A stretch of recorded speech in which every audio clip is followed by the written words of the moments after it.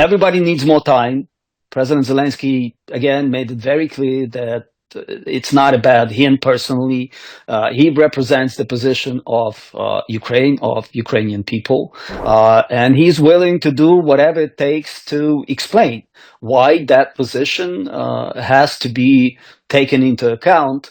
President Trump accusing President Zelensky of disrespecting and threatening to withdraw the U.S. support. How do you view this breakdown which happened in the meeting, and what does it mean for Ukraine's immediate future?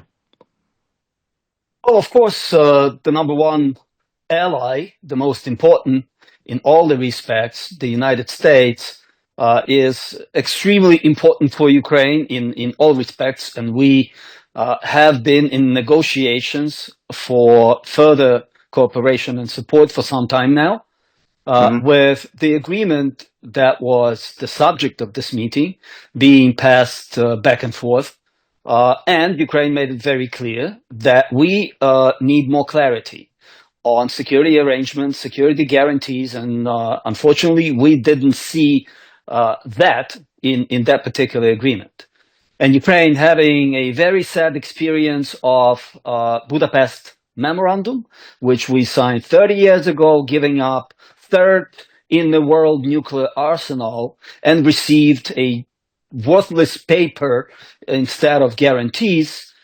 Having that experience, we are not in a position to risk with signing anything which will not provide us sufficient guarantees. That's the essence of the arguments that are going on. In terms of what was happening in the White House, of course, it is unfortunate. We wish that things went more smoothly. We wish that our partners in the U.S., and we enjoyed U.S. support, bipartisan support for many, many years now, and definitely will be doing everything possible to retain that support. However, we, in order to do that, need to be very frank and open with our partners. And in a way, it's good that we have seen this very vivid exchange, put it mildly. But right after, President Zelenskyy went on Fox News, gave a thorough interview of what we see very important, what we prepared to do, and it's basically pretty much anything, but we will hold our positions still. This is not about President Zelenskyy. This is about Ukraine and Ukraine's position, Ukrainian people wishes, and positions of our partners. As we know, right after the meeting, our partners in Europe have voiced their support, have voiced their promises to stand with Ukraine, to continue assisting Ukraine, and to continue to work together on this transatlantic partnership so that we keep our most important partner involved. You spoke about the security guarantees. President Zelensky came to Washington seeking those security guarantees and a mineral deal, but left empty-handed. Do you believe this outcome could have been avoided, and if so, how? Well, we have made it very clear that NATO is something that is for sure to guarantee what we need.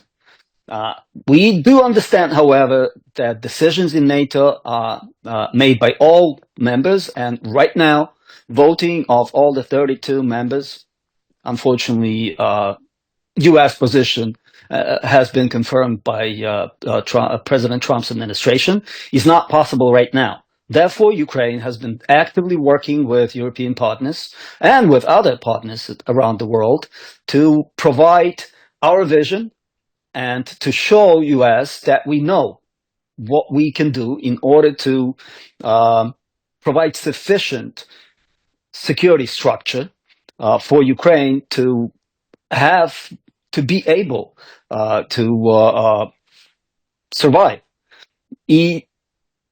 This has been communicated to United States. This has been discussed with representatives from Trump administration, but unfortunately, as we heard, the reason why we couldn't continue that conversation was that for some reasons, Trump and his administration were not ready to discuss security guarantees. And that is a no-go in terms of how we see the situation to develop. Everybody needs more time. President Zelenskyy, again, made it very clear that it's not about him personally. He represents the position of Ukraine, of Ukrainian people, and he's willing to do whatever it takes to explain why that position has to be taken into account if we are serious about long and stable peace in Ukraine.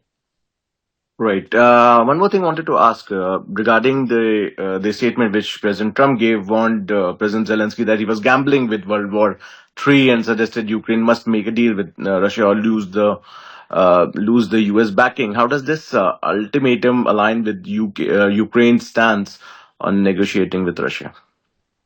Well, this is a very unfortunate development that we see because we all understand who the aggressor is and who is gambling with the World War III prospect. And it's Russia, obviously. So this is Putin and Kremlin in general who has to be given that message that World War III gamble is not something that world needs now.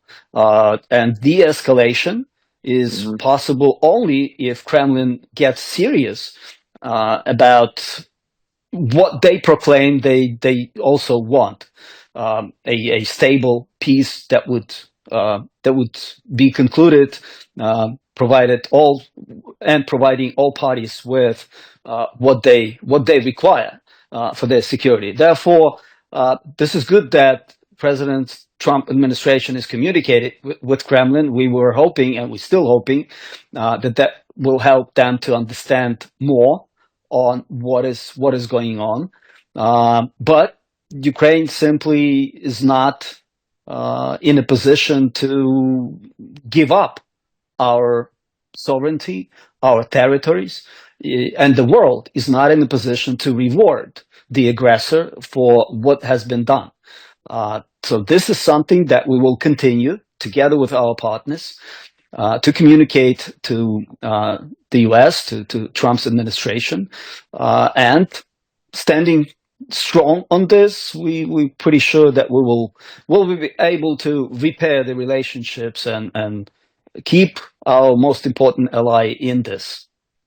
Many European leaders have come forward in support, and what would be next step for Ukraine? How will Ukraine survive without US in the war if that's the situation as we say?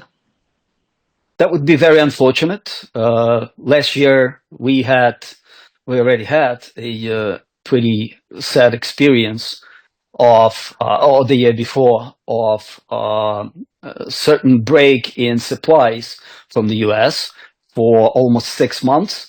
There were no deliveries, and that has an effect, of course, on Ukraine's ability to withstand Russian pressure on the front lines. But it also caused us to be more serious about becoming more independent in terms of weapon supplies, to have a greater variety of those supplies. Therefore, we're pretty sure that, God forbid, supplies do stop.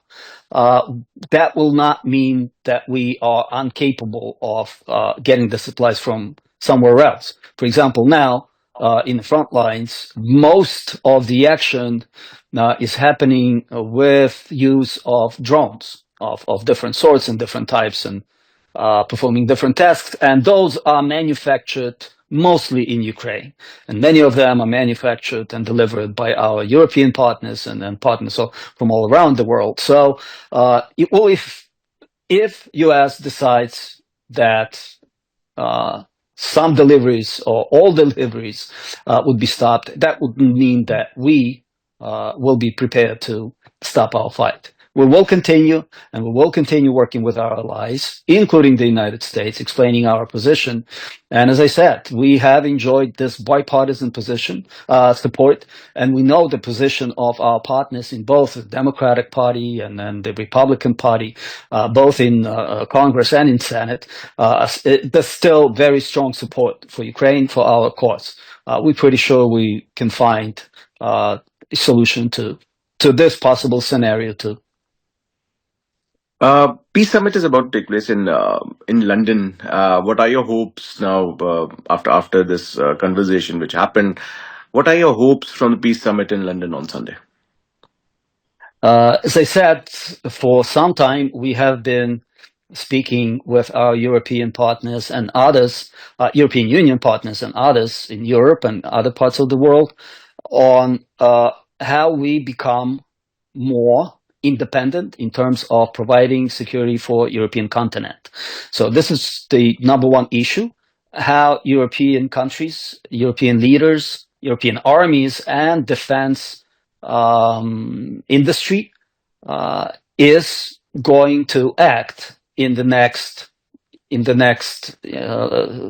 near time for European security to become capable of the arrangements in case US does not continue providing the arrangements on the scale, the security arrangements on a scale that it has been. A lot has been done. We have seen different reports which were ordered by the European Commission. We have seen arrangements between the Baltic states, the Nordic states, Great Britain, Poland, Ukraine. We see new structure, new architecture of security outline, and therefore we looking forward to that gathering. We're looking forward to hearing what we prepared to do.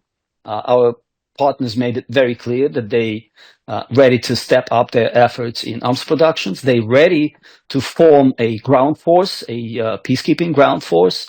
They are prepared to be more active in the anti-air defense.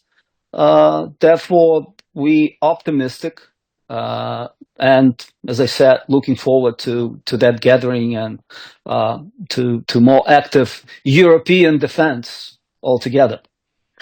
This brings me to the last question, sir.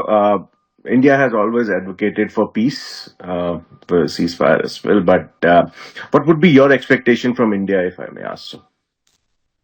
We cherish Indian support. As known, fairly recently, Honorable Prime Minister Modi visited Ukraine.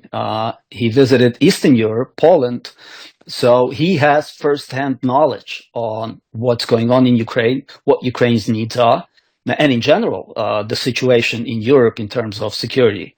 India is capable of providing significant military assistance. However, so far that hasn't been possible due to the neutrality position that India has taken. But India also has this ability to negotiate with different countries, including Russia, the aggressor state, and has some instruments, economic instruments, trade instruments, which it can use to force Russia to reconsider its aggressive position. Therefore, this is what we're really hoping for, that India will continue providing humanitarian support to Ukraine, but also will step up its efforts and trying to deliver to Kremlin the message that if it's serious, and they claim they are looking for peaceful solutions, then they have to reconsider its current position and become more acceptable to real compromises and not speak in the language of ultimatums as they do now. Right. Thank you so much for your time, sir. It has been a pleasure. Thank you. Thank you for having me. Thank you. Bye-bye. Thank you.